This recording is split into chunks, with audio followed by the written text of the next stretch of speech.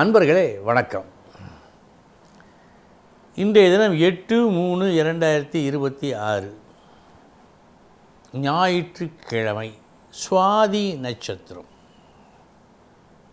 விசேஷ ராஜயோகம். எது? அன்பர்கள் அவசியம் அறிந்து கொள்ள வேண்டிய ஒரு சூத்திரம் இது. உங்கள் வீட்டிலேயோ அல்லது உங்கள் நண்பர்களிடையே யாருக்கோ நீங்கள் அறிந்த நபர்களுக்கு இந்த அமைப்பு இருக்கலாம். நீங்கள் படித்த படிப்பு, அந்த படிப்பின்படி தவறு போல் தோன்றலாம், ஆனால் தவறாக இல்லை. இது எப்படி? இதைத்தான் இப்பொழுது நாம் பார்க்க இருக்கிறோம். சரத்துக்கு 11, சிரத்துக்கு 9, உபயத்துக்கு 7, பாதகாதிபதி, பாதகஸ்தானம். சரவீடு மேஷம், கடகம், துலாம், மகரம். சரவீடு இந்த வீடு லக்கணமாக இருந்தால் 11ஆம் இடம் பாதகஸ்தானம். அந்த வீட்டிற்கு உடையவன் பாதகாதிபதி. இது ஜோதிடம் சொல்லுகின்ற ஒரு கணிதம். பாதகாதிபதி கொடியவன். பாதகாதிபதி எது போன்ற தீமையை செய்வான் என்று பார்த்தால், நாம் மிகவும் கஷ்டப்படுகின்ற அளவுக்கு தீமையை செய்வான். ஆனால் இது போன்ற அமைப்பு இருந்தும் நன்றாக இருப்பவர்களும் இருக்கிறார்கள். இது ஏன்? ஜோதிட பிழையா? அல்ல, ஜோதிட பிழையே அல்ல. பிழை செய்வது ஜோதிடத்தின் வேலையும் அல்ல. உதாரணமாக, ஒருவருக்கு கடக லக்கணம், லக்னாதிபதி சந்திரன் ரிஷபத்தில் இருக்கிறார். அது இந்த கடகத்துக்கு 11ஆம் இடம். கடகம் சரவீடு. அப்படி என்றால் லக்னாதிபதி பாதகஸ்தானத்தில் இருக்கிறார். உய்வே இல்லை, முன்னேற்றமே இல்லை என்றுதான் நாம் சொல்ல வேண்டும், மேலெழுந்த வாரியாக படித்ததை வைத்து பார்த்து. ஆனால் ஜோதிடம் அப்படி சொல்லவில்லை. ஒருவருக்கு கடக லக்கணமாக இருந்து அந்த சந்திரன் ரிஷபத்தில் இருந்தால் தீமைக்கு பதில் நன்மையே செய்யும். ஏன்? அந்த சந்திரன் அந்த வீட்டில் உச்சம் பெறுகிறார். ஒரு கோடீஸ்வரனுக்கு 10,000 ரூபாய் அனாவசியமான செலவு வந்துவிட்டால் அவன் என்ன பிச்சையாக எடுப்பான்? கொஞ்சம் நஷ்டப்பட்டோம் என்று ஒரு எண்ணம் இருக்குமே தவிர எந்த வகையில் அவன் கஷ்டப்படுவான்? ஆனால் அன்றாடம் கூலி தனது வருமானத்தை இழந்தால் பட்டினி கிடப்பான். இதுதான். உச்சம் பெற்றாலோ ஆட்சி பெற்றாலோ ஒரு தனி மதிப்பு, அந்த தோஷம் நீங்கும். பற்றாக்குறைக்கு இந்த ஸ்லோகத்தின் கடைசியில் இன்னொரு வார்த்தை, ஒருவேளை அந்த சந்திரனை குரு பார்த்து விட்டால் அரசன் என்று சொல்க.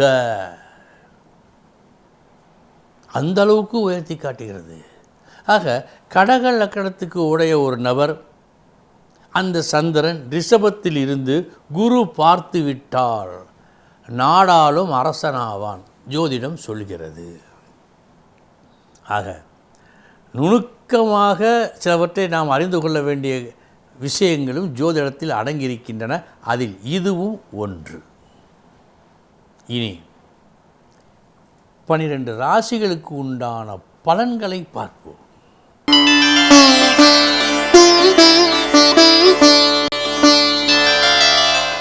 மேஷ ராசி அன்பர்களே,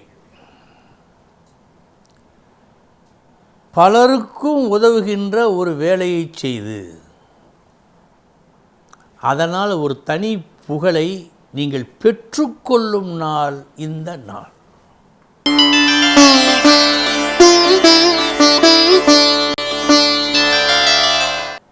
ரிஷபராசி அன்பர்களே, போட்டியில் வெற்றி அல்லது கஷ்டமான ஒரு காரியத்தை கையில் எடுத்து அதை நல்லபடியாக செய்து முடிப்பீர்கள். நல்ல நாள் இந்த நாள்.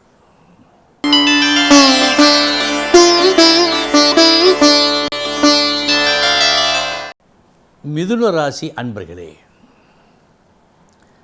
தனது புத்தியை மட்டுமே நம்பிக்கொண்டு இருப்பது தப்பு என்ற உண்மை இன்று உங்களுக்கு தெரிய வரும் ஒரு சிறு நஷ்டத்தால். கவனம்.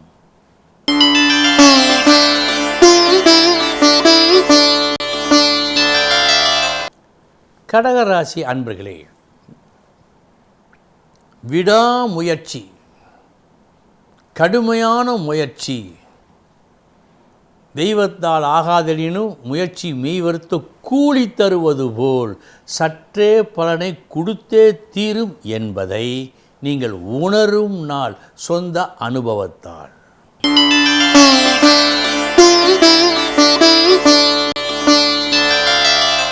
சிம்மராசி அன்பர்களே, இன்று சந்தோஷமான ஒரு விஷயத்தை செய்ய இருக்கின்றீர்கள்.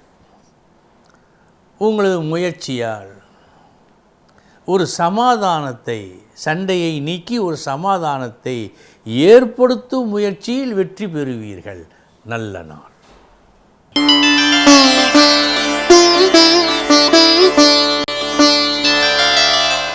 கன்னிராசி அன்பர்களே, நல்ல நாள் இந்த நாள். பேச்சின் மூலம் சகலத்தையும் சாதிக்க முடியும் என்று எல்லோரும் நம்பும்படி ஒரு வெற்றியை நீங்கள் பெறுவீர்கள்.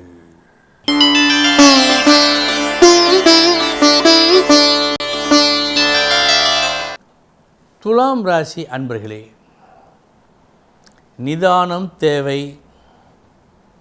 அதிகமான குழப்பம் இன்று உங்களுக்கு தென்படுகிறது.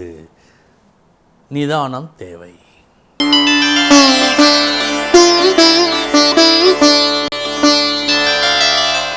விருச்சிக ராசி அன்பர்களே, இன்று நல்லது நடக்கும். என்றோ நீங்கள் செய்த ஒரு வெற்றிகரமான செயலின் பலனை இன்று அறுவடை செய்வீர்கள்.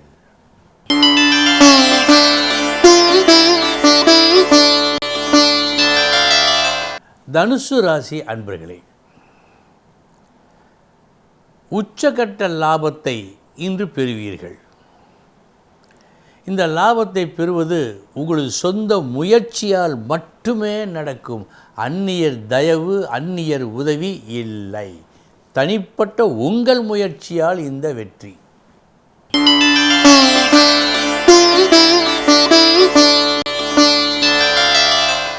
மகர ராசி அன்பர்களே, அவசரப்பட்டு ஒரு வார்த்தை பேசி கையருகே வந்த வெற்றியை கூட நீங்கள் கெடுத்துக்கொள்வதாக இன்று காட்டுவதால் பேச்சில் கவனம் தேவை.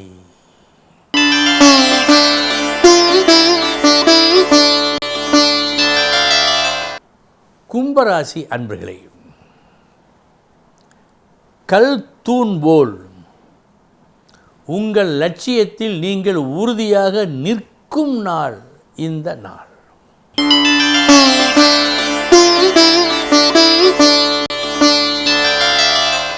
மீனராசி அன்பர்களே, நாளைய தினம் இப்படித்தான் நடக்க இருக்கிறது. இப்படி நடந்தால் இந்த வகையில் நமக்கு சற்று நஷ்டம். எனவே இந்த வேலையை செய்து நாம் சரி செய்து கொள்ள வேண்டும் என்று எண்ணி அதன்படி நடந்து நீங்கள் திட்டமிட்டது போலவே வெற்றியை காணும் நாள் இந்த நாள். அன்பர்களே, இதுவரை 12 ராசிகளுக்கு உண்டான பலன்களை பார்த்தோம். நாளைய தினம் முக்கிய செய்தியோடு சந்திக்கிறேன். வணக்கம்.